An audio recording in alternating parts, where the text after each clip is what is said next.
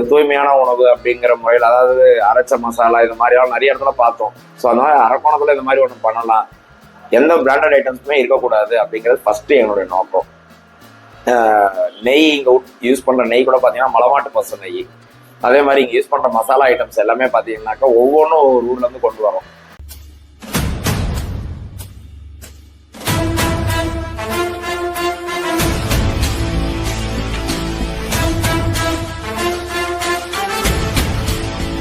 Hello மக்களே, welcome back another video. இப்போ video பண்ண எங்கே வந்திருக்கோம் பார்த்தீங்கன்னா, நம்ம மார்னிங்காக அரக்கோணம் வந்துட்டோம். அரக்கோணத்தில் மார்னிங் ஒரு சூப்பரான நான்வெஜ் பிரேக்ஃபாஸ்ட் எடுத்தோம். ரெண்டாவது எங்கே வந்திருக்கோம்னு பார்த்தீங்கன்னா, முதலியார் மெஸ். இதுவுமே அரக்கோணத்தில் கொஞ்சம் ஃபேமஸான கடை தான். இந்த கடையில் பார்த்தீங்கன்னா நிறைய நான்வெஜ் டிஷ்ஷஸ் வந்து இங்கே கொடுத்துட்ருக்காங்க. அது மட்டும் இல்லாமல் நிறைய காம்போஸ் வந்து கொடுத்துட்ருக்காங்க.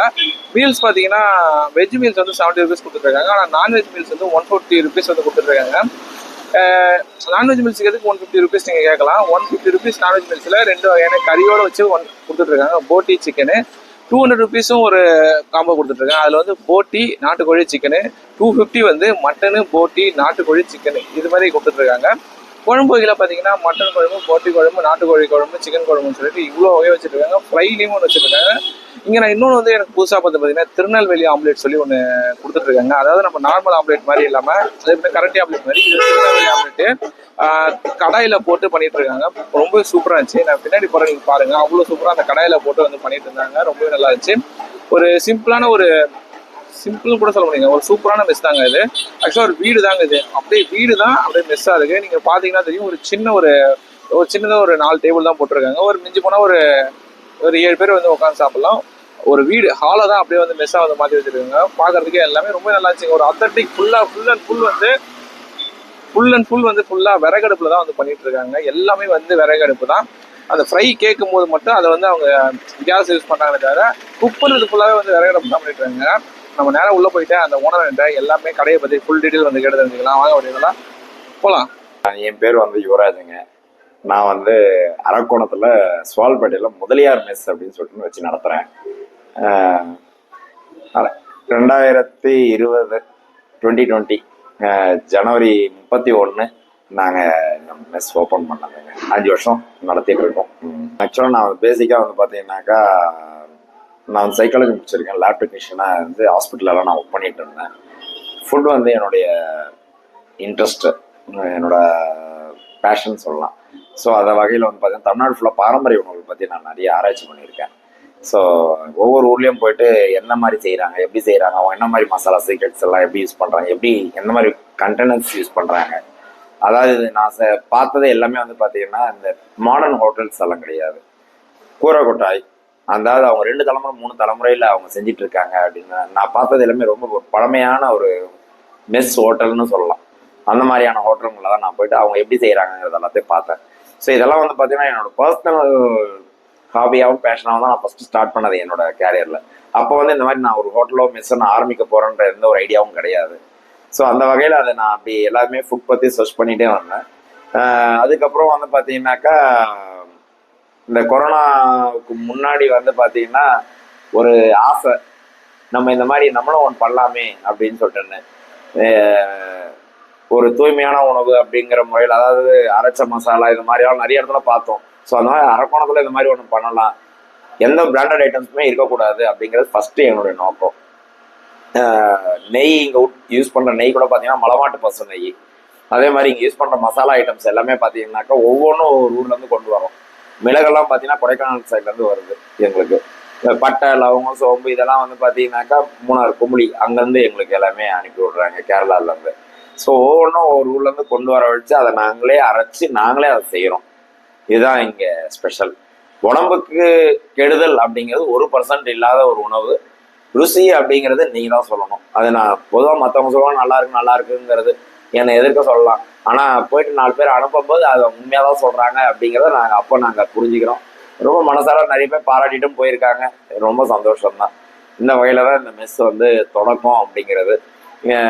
கொரோனா சமயத்தில் வந்து பார்த்தீங்கன்னா நான் வெஜிடேரியனால தான் அப்படி, அதுவும் சிக்கனால தான் அந்த கொரோனா வந்தது அப்படின்ற ஒரு ரூமர் கலப்பி அன்னைக்கு இந்த தொழில் வந்து ரொம்ப நலிவாகி திரும்பவும் இப்போ மறுபிறப்படுத்தி இப்போ அப்படி திருப்பியும் ரன் ஆக ஆரம்பிச்சிருக்குங்க. அதாவது வந்து பார்த்தீங்கன்னா நான் இங்கே பர்டிகுலராக அரக்கோணத்தில் நான் கொடுக்குற ஐட்டம்ஸ் வந்து பார்த்தீங்கன்னா ஒரு டூர் மாதிரி சொல்லலாம். அந்த மாதிரியான உணவு வகைகள் தான் இங்கே. மதுரை மட்டன் நெய் சுக்கா இங்கே ரொம்ப ஃபேமஸ்ஸு. நாட்டு பசு நெய்யில் பண்ணி கொடுக்குறது. அம்பாசமுத்திரம் நாட்டுக்கோழி நெய் சுக்கா, காரைக்குடி செட்டிநாடு மிளகு கறியில் நெய் சுக்கா, மிளகு கறியில் நெய் சுக்கா, போட்டி முட்டை மாசு கலிடகுறிச்சி ஸ்பெஷல் போட்டி முட்டை மாசு, ரத்தம் முட்டை மாசு ரெண்டும் ஒரு ஆட்சி கடையில் நாங்கள் கற்றுக்கிட்டது. தாம்பரம் ஆற்று ஓரத்தில் அவங்கக்கிட்ட கற்றுக்கிட்டது. இதெல்லாம் இங்கே ஸ்பெஷல். அதுக்கப்புறம் வந்து பார்த்தீங்கன்னாக்கா திருநெல்வேலி ஆம்லெட்டுன்னு சொல்லிட்டுருந்தேன். ஆக்சுவலாக இது வந்து திருநெல்வேலி ஆம்லெட்னா திருநெல்வேலியில் ஃபேமஸ் ஆனால் திருநெல்வேலியில் இதுவும் கல்லிடக்குறிச்சினா அதே ஆட்சிக்கிட்ட கற்றுக்கிட்டது தான். நாங்களே தான் அந்த திருநெல்வேலிங்கிற ஒரு பேரை நாங்களே தான் ஷூட் பண்ணி நாங்கள் வச்சோம். ஏன்னா அது அவங்ககிட்ட கற்றுக்கிட்டோம், அவங்களோட மெமரபிளாக இருக்கட்டும் அப்படின்னு. அதே ஊரோட தான் 2 ரெசிபி ஆல்ரெடி இருக்குது. கல்லிடக்குறிச்சிலேயே போட்டி முட்டை மாசு, ரத்தம் முட்டை மாசுன்ட்டு. தாமிரபரணி ஆற்று ஓரத்தில் காசிநாதர் டெம்பிள் எதிர்த்தாப்புல அந்த ஒரு கூரை கொட்டாயில் ஒரு ஆட்சிக்கிட்ட கற்றுக்கிட்டது. ரொம்ப காலம் ஆச்சு இது. அப்புறமா வந்த வெள்ளத்தில் அந்த குறைங்கள்லாம் இல்லை. ஒரு முறை போயிட்டு பார்த்தோம் ரீசெண்டாக ஒரு 6-7 வருஷத்தில். அந்த ஒரு தெரு மாதிரி இருக்கும், அந்த தெருவே இல்லை, அந்த அளவுக்கு ஆயிடுச்சு. இதெல்லாம் நிறைய விஷயங்கள்லாம் அப்பப்போ போயிட்டு சுற்றுறதுல நிறைய கற்றுக்கிட்டு வந்திருக்கோம். இந்த மாதிரி இங்கே வந்து இந்த மாதிரி உணவுகள்லாம் இங்கே ரொம்ப ஃபேமஸ்ஸு. இதுவும் வந்து பார்த்தீங்கன்னா அப்பப்போ ஒவ்வொரு விஷயம் வந்து மாறிட்டே இருக்கும். இந்த வகையில் சொல்லணும் அப்படின்னு பார்த்தீங்கன்னாக்கா இப்போ ரீசெண்டாக ஆரம்பிச்சது தான் இந்த சைவ சாப்பாட்டுலேருந்து அசைவ சாப்பாடு காம்போ. இந்த சைவ சாப்பாடுன்றது நாங்கள் முதல்ல 80 ரூபா கொடுத்துட்டு இருந்தோம். எல்லாரும் 110ன்னு மாற்றினாங்க. எல்லாரும் 80லேருந்து 110, 90 அப்படின்னு மாற்றிட்டு இந்த நேரத்தில் நாங்கள் 80லேருந்து 70க்கு மாற்றிட்டோம். சாப்பாடு கொடுக்கணும் அப்படிங்கிறதுக்காக. என்னடா இது எல்லாத்தையும் ரேட் அதிகப்படுத்தியிருக்காங்க, நம்ம குறைச்சாதானே கொஞ்சம் வயிற்றுக்கு கிடைக்கும் அப்படின்றதுனால நாங்கள் என்ன பண்ணிட்டோம், ஒரு வயிறு நிறையிற அளவுக்கு சாப்பாடு கரெக்டாக ஒரு அளவு கொடுத்துட்றோம். அதுக்கு அடுத்தது கறியோட சாப்பாடு கொடுக்கணும். எல்லாருமே கறி வாங்குவாங்களான்னு சொல்ல முடியாது. அதனால ஒரு 2 வகையான கறியாவது அட்லீஸ்ட் மினிமம் இருக்கணும்னு ஒரு 150 ரூபால சிக்கன், போட்டி, நாட்டுக்கோழி குழம்பு இதெல்லாம் வச்சு சாப்பாட்டுக்கு சாப்பிட்றதுக்கு. அது இல்லாமல் சாம்பார், ரசம், வத்த குழம்பு, ஒரு பொரியல், அப்பளம், மோர் இவ்வளோத்தையும் நாங்கள் கொடுக்குறோம் 150 ரூபாய்க்கு. இதே மாதிரி 200 ரூபால நாட்டுக்கோழி கறி, சிக்கன் கறி, போட்டி இது எல்லாமே கொடுத்துட்றோம்.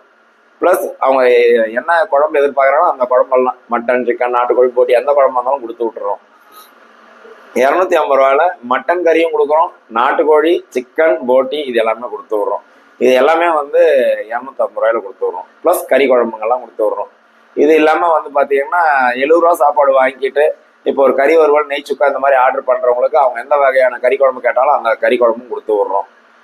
இது எல்லாம் இங்கே இந்த சாப்பாடுங்கிறத பொறுத்த வரைக்கும் இந்த மாதிரி விஷயங்கள்லாம் நாங்கள் இங்கே பண்ணிகிட்டு இருக்கோம்.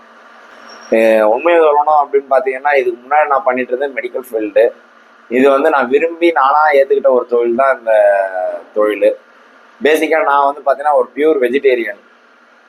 நானும் ஒரு காலத்தில் சாப்பிட்டு வந்தேன், நான் விட்டு ரொம்ப காலம் ஆயிடுச்சு. இப்போ வந்து ஒரு பியூர் வெஜிடேரியனாக இருந்து நான் வெஜிடேரியனாக செஞ்சிட்டு இருக்கிறேன். கடவுள் ஒரு கான்ட்ரவர்சி எனக்கு இப்படி கொடுத்துட்டான். ஸோ அதனால் வேறு வழி இல்லை. ஆனால் விரும்பி தான் செஞ்சிட்ருக்கிறேன். நான் வெஜிடேரியனாக ஜனங்களுக்கு கொடுத்து சாப்பிட வைக்கிறேன், வெஜிடேரியனாக நான் சாப்பிட்டுக்கிறேன். அவ்வளோதான் விஷயம், வேறு ஒன்றும் இல்லை. எங்களது ரொம்ப பெருசுங்க லிஸ்ட்டு. இன்ஸ்டாகிராமில் தான் போய் நீங்கள் பார்க்கணும். அப்படி பார்த்தீங்கன்னா சிக்கன் எடுத்தீங்க அப்படின்னு பார்த்தீங்கன்னாக்கா செட்டிநாடு மிளகு கறி, அதுலேயே நெய் சுக்கா, சிக்கன் கிரேவி, சிக்கன் ஆர்கான் நவாப் ஸ்பெஷலில் ஒன்று இருக்குது, தர்பார் சிக்கன் அப்படின்னு சொல்லிட்டு இது மாதிரி ஐட்டம்ஸ் எல்லாம் இருக்குது. இதெல்லாம் ரொம்ப பழமையான ஐட்டங்க. சாப்பாடை பற்றி ஆராய்ச்சி பண்ணி நிறைய விஷயங்கள் எடுத்ததில் இந்த மாதிரி. மட்டன் அப்படின்னா மட்டன் மகாராஜான்னு ஒன்று இருக்குது. தர்பார் சிக்கன் எப்படியோ அதே மாதிரி மட்டன் மகாராஜா ரொம்ப ஃபேமஸ்ஸு. இதெல்லாம் முழுக்க நெய்யில் பண்ணுறது. நிறைய பாதாம், பிஸ்தா, முந்திரி இந்த மாதிரி ஐட்டங்கள்லாம் போட்டு பண்ணக்கூடிய விஷயங்க. ரொம்ப நல்லாயிருக்கும். அதுக்கடுத்தது வந்து பார்த்தீங்கன்னாக்கா மதுரை மட்டன் நெய் சுக்கா, காரைக்குடி செட்டிநாடு மிளகு கறி இந்த மாதிரி ஐட்டம். மிளகு கறி கிரேவியில் பண்ணி கொடுக்குறோம். போட்டியில் கிரேவியாக கொடுக்குறோம், முட்டை மாஸ் போட்டு பண்ணித்தரோம். ரத்த பொரியல் பண்ணி கொடுக்குறோம். அதுக்கு அடுத்தது வந்து பார்த்தீங்கன்னாக்கா வேறு என்ன இருக்குது, எறா வந்து தூத்துக்குடி ஏரல் ஸ்பெஷல் நெய் சுக்கா ரொம்ப நல்லாயிருக்கும். எறா பண்ணுறோம், எறா நெய் சுக்கா. மீன் இங்கே மேக்ஸிமம் பண்ணுறதில்ல. ஏன்னா எங்களுக்கு மீன் வந்து கொஞ்சம் ஃப்ரெஷ்ஷாக கிடைக்கிறதுன்றது ரொம்ப ஒரு கேள்விக்குறியாக இருக்குது. அதனால் அது இதில் வாங்குற நல்ல பேர் அதுக்கு விட்டுறோம். ஏதாவது ஒரு மீன் ஏதோ ஒரு குறையாக வந்துருச்சுன்னா அந்த குறைய எங்களால் நிவர்த்தி சொல்ல முடியாது. இதெல்லாம் டெய்லி நாங்கள் கறியெல்லாம் ஃப்ரெஷ்ஷாக கிடைக்கிறதுனால நல்ல பேர் வாங்கிடுறோம். அதில் கெட்ட பேர் ஆகிடுறதுனால நாங்கள் அந்த மீனை வந்து அவாய்ட் பண்ணிடுறோம். அதர்வைஸ் வந்து பார்த்தீங்கன்னா மட்டன் பொறுத்த வரைக்கும் இங்கே வந்து புள்ள பெற்றவங்களுக்கு நிறைய பேர் வாங்கிட்டு போகிறாங்க. ஸோ அதனால் வெள்ளாடு மட்டும் தான் நாங்கள் யூஸ் பண்ணுவோம், செம்மறி ஆடு யூஸ் பண்ண மாட்டோம். அதே மாதிரி கறி வெட்டுறவங்களுக்கே வந்து மோடியாருக்கு கொடுக்குறோம் அப்படின்னாக்கா வெள்ளாடு தான் வாங்குவார், வேணாம் இல்லைன்னா இல்லைன்னு கூட சொல்லிடுங்க அப்படின்னு சொல்லி அவங்களே அந்த அளவுக்கு ரொம்ப தெளிவாக இருப்பாங்க. முதலியார் மெஸ்ஸுன்றதை மெயின்டைன் பண்ணுறதுல இத்தனை விஷயம் இருக்குது. டைமிங் அப்படின்னு பார்த்தீங்கன்னா சாப்பாடு அப்படிங்கிறது 12:30 மணி தான் ஸ்டார்ட் ஆகுதுங்க.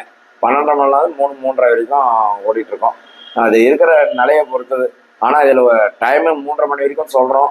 மேக்ஸிமம் 2-2:15 மேக்ஸிமம் முடிஞ்சிருது. ஏன்னா அடுத்த சாப்பாடு நாங்கள் வைக்க மாட்டோம், 2 முறை தான் சாப்பாடு வெடிப்போம். அந்த 2 முறை அதுக்குள்ளே முடிஞ்சிடும். அதுக்கே ஜனங்க பாவம் பிடிச்சின்னு ஓடியாருவாங்க, ஏன்னா சாப்பாடு காலி ஆகிடும் அப்படின்ட்டு. நல்ல சாப்பாடு, விலை குறைவான சாப்பாடு, மன நிறைவாக சாப்பிட்லாம். இது வந்து பார்த்தீங்கன்னாக்கா திருத்தணி போகிற ரோடு, ஸ்வால்பட்ட பிள்ளையார் கோயிலேருந்து திருத்தணி போகிற ரோடுன்னு சொல்லலாம். திருத்தணி போகிற ரோடில் Krishna store, Krishna super market பக்கத்தில் சென்னை மொபைல்ஸுக்கு எதிர்த்தா மாதிரி முதலியார் மெஸ்ஸு. வெளியில் ஒரு கறி வண்டி நின்றுட்டுருக்கோம், அது நைட்டு கிடையாது. இது வந்து உள்ளே வந்து மெத்த மேலே சந்தில் பக்கத்தில் ஒரு மாமிஷன் பக்கத்தில் ஒரு சந்து இருக்கும். வாசலில் ஒரு அமேசான் பாயிண்ட் கூட இருக்கும். அது உள்ளே வந்தீங்கன்னாக்கா உள்ள சந்தில் மேலே மெத்த மேலே இருக்குங்க இந்த மெஸ்ஸு. இது எங்கள் சொந்த வீடு, வீட்லேயே நாங்கள் வச்சு பண்ணிகிட்டு இருக்கோம். சொந்த வீடுங்கிறதுனால தான் என்னால் என்னென்னலாம் பண்ண முடியுமோ பண்ணிட்டு இருக்கிறேன். தேடி வரவங்க அதிகம், எங்கள் கடையை பார்த்து வரவங்கன்றது குறைவுன்னு தான் சொல்லணும். தேடி வரவங்க தான் அதிகம், வேற ஒன்றும் இல்லை. இங்கே செய்கிற ஒரு ரெசிபிங்களை பற்றி சொல்லலான்ட்டு ஒரு ஆசை. ரொம்ப சிம்பிளாக ஒரு 2-3 டிஷ்ஷுங்களை பற்றி சொல்லி கொடுக்குறேன். ரொம்ப ஈஸியாக நீங்கள் உங்கள் வீட்டுங்களை ட்ரை பண்ணுங்க. ஃபஸ்ட்டு வந்து ஒரு மதுரை மட்டன் நெய்ச்சுக்காவை பற்றி சொல்கிறேன். ரொம்ப சிம்பிளாக சொல்கிறேன். குக்கர் எடுத்துங்க. குக்கரில் கறியை கழுவி மஞ்சள் போட்டு கழுவி போட்டுருங்க. போட்டுட்டு மஞ்சத்தூள், மிளகாத்தூள், தனியாத்தூள், தனியா குறைவாக போடுங்க, மிளகாய்த்தூள் கொஞ்சம் அதிகமாக போடுங்க, உப்பு தேவையான அளவு போடுங்க, இஞ்சி பூண்டு இதையும் போட்டுருங்க, வெங்காயம் போடுங்க. வெங்காயம் வந்து பார்த்தீங்கன்னா ஒரு கைப்பிடி போடுங்க, ஒரு 4 வெங்காயம் போட்டாலே போதுமான. தக்காளி அது குறைச்சி 2 தக்காளியை போடுங்க, அதெல்லாம் பொடியாக கட் பண்ணி போட்டுருங்க. இது எல்லாத்தையும் அப்படியே ஒன்றா போட்டுட்டு ஒரு 4-5 விசில் கறியோட தன்மையை பொறுத்து, முத்தனை கறியாக இருந்தால் ஒரு தேங்காய் ஓடு இருக்கு இல்லையா, அந்த தேங்காய் ஓடை போட்டுருங்க. இது ஒரு 4 விசில் போட்டிங்கன்னா கறி நல்லா அழகாக பூவாட்டம் வெந்துடும். இதுக்கு அடுத்தது கடாய் போட்டுங்க. கடாய் நல்லா காயணும், மெயின் அதுதான். நல்லா காய்ஞ்ச உடனே எண்ணெய் ஊற்றுங்க. பட்டை, லவங்கம், சோம்பு, கருவேப்பிலை, ஒரு 2 பச்சை மிளகாய் கீரி போடுங்க. நல்லா பொரியட்டும். காஞ்ச மிளகா 4 போட்டிங்கன்னா செட்டிநாடு ஸ்பெஷல் வாசனை வரும், அதையும் போடுங்க. நல்லா வாசமாக இருக்கும். இப்போ இந்த வேக வச்சிருக்கிற இந்த இதுவை குக்கரில் இருக்கிறத அப்படியே அதில் ஊற்றுங்க. ஊற்றிட்டு நல்லா ஒரு கொதி வந்த உடனே, நல்லா கொதி வரணும், இதுதான் மெயின். நல்லா ஒரு கொதி வந்த உடனே மிளகு இருக்கு இல்லைங்களா, வறுத்து அரைச்சி வச்சிருப்பீங்க, அந்த மிளகு வந்து மேலே நல்லா ஒரு கை நிறைய எடுத்து போடுங்க. அந்த ரெசிபிக்கு தேவையான காரத்தை பொறுத்து கை நிறையன்னா நீங்கள் வாரி குடிச்சிடாதீங்க, அப்புறம் ஆசனமாக எரிச்சலாகும். அதெல்லாம் நீங்கள் தான் பார்த்துக்கணும். இந்த போட்டுட்டு இதை வந்து ஒரு கொதி வாங்கி எடுத்து ஊற்றிட்டிங்கன்னா மட்டன் மிளகு கறி கிரேவி ரெடி. இது பேசிக்காக. இதே இன்னொரு கொஞ்சம் நெய்யை கொஞ்சம் ஊற்றி அதில் கொஞ்சம் கருவேப்பிலை, வெங்காயம் போட்டு நல்லா வதக்கிட்டு ஒரு 4 முந்திரி பருப்பு போட்டுட்டு மட்டன் ஒரு கரண்டி 2 கரண்டி நல்லா வாரி அதில் போட்டுட்டு நல்லா மேலே ஒரு ஸ்பூன் நெய்யை ஊற்றி ஒரு ஸ்பூன் மிளகுத்தூளை போட்டு நல்லா ரோஸ்ட் அடிச்சிங்கனாக்கா பக்காவான மதுரை மட்டன் நெய் சுக்கா ரெடி. இதே மாதிரி போட்டி செய்யறத பற்றி சொல்கிறேன். போட்டி நிறைய பேர் மட்டன் செய்யறத பற்றி சொல்லிட்டாங்க. ஒரு 2 டிஷ் எங்களால் லைவா செஞ்சு காட்டுங்க. சொல்றதை விட லைவா பண்ணீங்கன்னா அது இன்னும் மக்களுக்கு நல்லா இருக்கும். ஓகே, அப்படின்னா கண்டிப்பாக வாங்க, அது செய்யலாம். அதுக்கு முன்னாடி அது சிம்பிளாக ஒரு எப்படி செய்யணுங்கிறத இங்கே சொல்லிடுறேன். நான் அங்கே ஏதாவது ஒன்று குறை விட்டா கூட இங்கே நீங்கள் பிடிச்சிக்குவீங்கன்றதுனால வாங்க கிச்சன் ஏரியாவுக்கு. இப்போ நம்ம பண்ணிட்டு இருக்கிறது வந்து காரைக்குடி செட்டிநாடு மிளகு கறியில் நாட்டுக்கோழி கிரேவி பண்ணிட்டு இருக்கோம். இந்த நாட்டுக்கோழிக்கு நம்ம பண்ணிட்டு இருக்கிற எல்லா மசாலாவும் பார்த்தீங்கன்னா எங்களோட சொந்த மசாலா தான். இதில் மஞ்சள் நாங்கள் வாங்கி அரைக்கிறது, மிளகு நாங்கள் வாங்கி அரைக்கிறது தான், நாட்டு மிளகா, நாட்டு தனியா, இது எல்லாத்தையுமே போட்டு அரைச்சி தனித்தனியாக எல்லாத்தையுமே வச்சுருக்கோம்.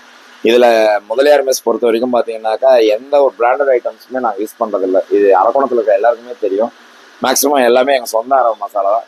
டேஸ்ட் அப்படிங்கிறத பொறுத்த வரைக்கும் நாங்கள் எதுவுமே சொல்ல மாட்டோம். அவங்க எல்லாம் நல்லா இருக்கு தான் 4 பேர் எல்லா வெளியூர்லேருந்தும் அனுப்பிட்டு இருக்காங்க. ஸோ அந்த வகையில் சந்தோஷம். நான் என்னோட சைடில் நான் சொல்லணும் அப்படின்னா டேஸ்ட்டுக்கு நான் இம்பார்ட்டன்ட் பண்ண மாட்டேன். உடம்புக்கு எந்த ஒரு கெடுதலும் இல்லாமல் இருக்குதா அப்படிங்கிறத ரொம்ப இம்பார்ட்டன்ட் பண்ணுவேன். இப்போ நம்ம அரக்கோணத்தில் இருக்கிற கவர்மெண்ட் சர்வன்ஸ் எல்லாமே இருக்காங்க இல்லைங்களா, பெரிய பெரிய ஆஃபீஸர்ஸ் எல்லாருமே. அவங்கெல்லாம் வந்து இங்கே சாப்பிடும்போது அவங்க ஒருத்தர் மாற்றி ஒருத்தர் சொல்லி அனுப்புறது என்னன்னா, உடம்பு பிரச்சனை இல்லாத சாப்பிடணுமா, போ மோலியார் மெஸ் போ அப்படின்னு சொல்லுவாங்க. அந்த வகைக்கு அந்த பேரை வாங்கி வச்சிருக்கிறோம். வேற ஒன்றும் நாங்கள் சிறப்பாக சொல்லணுன்றதெல்லாம் இல்லை. இங்கே வரவங்களும் அதான் சொல்லுவாங்க.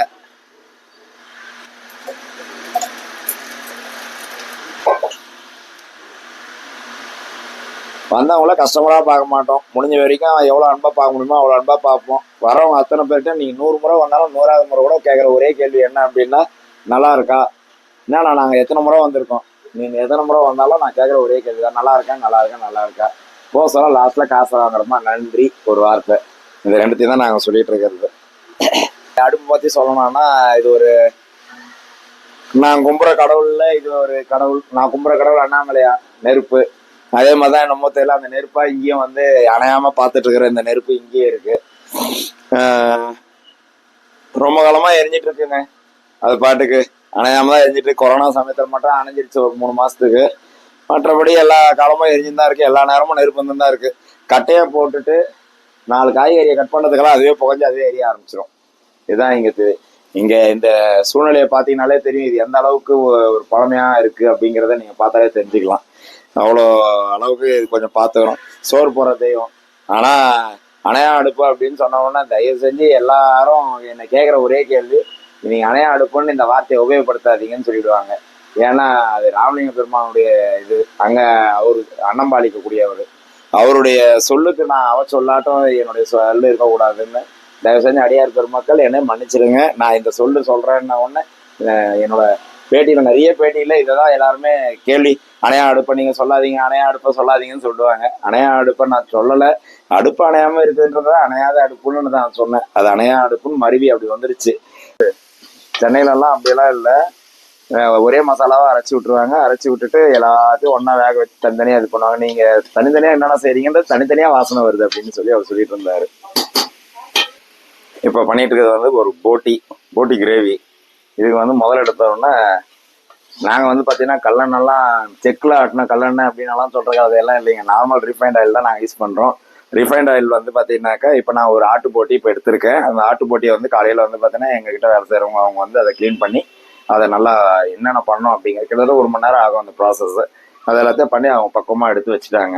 லாஸ்ட்டில் ஒரு மஞ்சத்தூள் உப்பு போட்டு குக்கரில் போட்டு ஒரு 4 விசில் போட்டு வேக வச்சு எடுத்து வச்சுருக்கோம். அது தனியாக அந்த பக்கம் இருக்குது. இப்போ இதை வந்து தாளிப்பு பண்ணுறோம். தாளிப்பு பண்ணுறதுல வந்து பார்த்தீங்கன்னாக்கா இந்த மாதிரி ஒரு நல்ல கனமான ஒரு கடாய், இண்டாலியம் கடாய் தான் மேக்ஸிமம். இது முன்னாடி இரும்பு கடாய் தான் பண்ணிட்டு இருந்தோம். இரும்பு கடாயில் பண்ணுறது வந்து பார்த்தீங்கன்னாக்கா கொஞ்சம் பிளாக்காக தான் வரும். எந்த ஒரு ஃபுட்டாக இருந்தாலும் பிளாக்காக தான் வரும். அது ஜனங்களுக்கு அந்த பார்க்குற வியூன்னு ஒன்று இருக்கு இல்லையா, அந்த வியூ கொஞ்சம் திருப்தியாக இல்லைன்றதுனால நாங்கள் இந்த இண்டாலிய கடாயை யூஸ் பண்ண ஆரம்பிச்சிட்டோம். இப்போ இதில் வந்து பார்த்தீங்கன்னாக்கா ஃபர்ஸ்ட் எடுத்தோம்னா எண்ணெய் விட்டுருக்கோம். எண்ணெய் விட்டுட்டு பட்டை, லவங்கம், சோம்பு இந்த 3த்தையும் போட்டு தாளிப்பு கொடுத்துருக்கோம். தாளிப்பு கொடுத்துட்டு கருவேப்பிலை போட்டிருக்கேன். பச்சை மிளகா ஒரு 4 பச்சை மிளகா, சிலருக்கு ஆகும் சிலருக்கு ஆகாது. அது தேவைக்கேற்ற மாதிரி போட்டுடலாம். போட்டுட்டு நல்லா பொரிஞ்சு வந்த பிறகு வெங்காயம் போட்டிருக்கோம். வெங்காயம் வந்து இப்போ நல்லா வதங்கணும். வெங்காயம் நல்லா வதங்கின பிறகு இஞ்சி பூண்டு வந்து கம்மியாக இருக்கணும், பூண்டு கொஞ்சம் அதிகமாக இருக்கணும் எந்த ஒரு ரெசிபியாக இருந்தாலும்.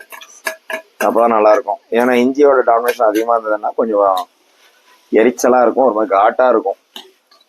பூண்டோட டாமினேஷன் அதிகமாக இருந்ததுன்னா நல்லா வாசமாக இருக்கும்.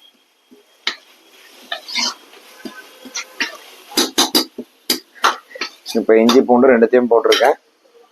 இது வதங்கணும். இது வதங்கும் போது இதுக்கு தேவையான அளவுக்கு உப்பு போட்டுடுறேன். ஆல்ரெடி வந்து பார்த்தீங்கன்னா அதுலேயே நான் போட்டிலேயும் கொஞ்சம் மஞ்சத்தூள் உப்பு போட்டிருக்கேன். அதனால இதில் சும்மா கொஞ்சம் உப்பு தான் போட்டிருக்கேன். அதாவது இந்த வெங்காயத்துக்கு மட்டும் அப்படின்னு கணக்கு பண்ணி போட்டிருக்கேன். அடுத்தது கொஞ்சம் மஞ்சத்தூள் போட்டிருக்கேன். அவ்வளோதான். இது மட்டும் தான் போட்டிருக்கேன். இதை போட்டு இதை வதங்க வைக்கிறேன்.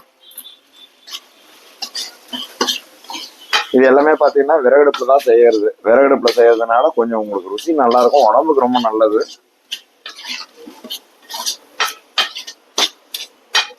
இது வதங்கட்டும், பேசிங்க. Okay, finished. ஓகே, வெங்காயம் நல்லா வதங்கிடுச்சு. இஞ்சி பூண்டு வெங்காயம் எல்லாமே நல்லா வதங்கிடுச்சு. இப்போ வந்து மிளகாத்தூள், 3 ஸ்பூன் மிளகாத்தூள் போட்டிருக்கேன். ஈக்குவலாக போடக்கூடாது.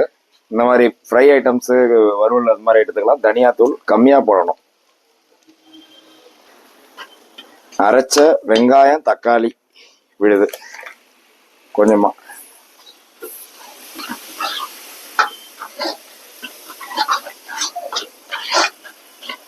கம்பல்சரி எல்லாத்துக்குமே நாங்கள் தக்காளி வந்து அரைச்சி தான் போடுவோம். அதனால இவ்வளோ தக்காளி அரைச்சி வச்சிருக்கிறது. இதோட கூட கொஞ்சம் தக்காளி இதோட கூட வெங்காயமும் சேர்த்து அரைச்சி வச்சிருக்கோம். இப்போ வேக வச்ச போட்டி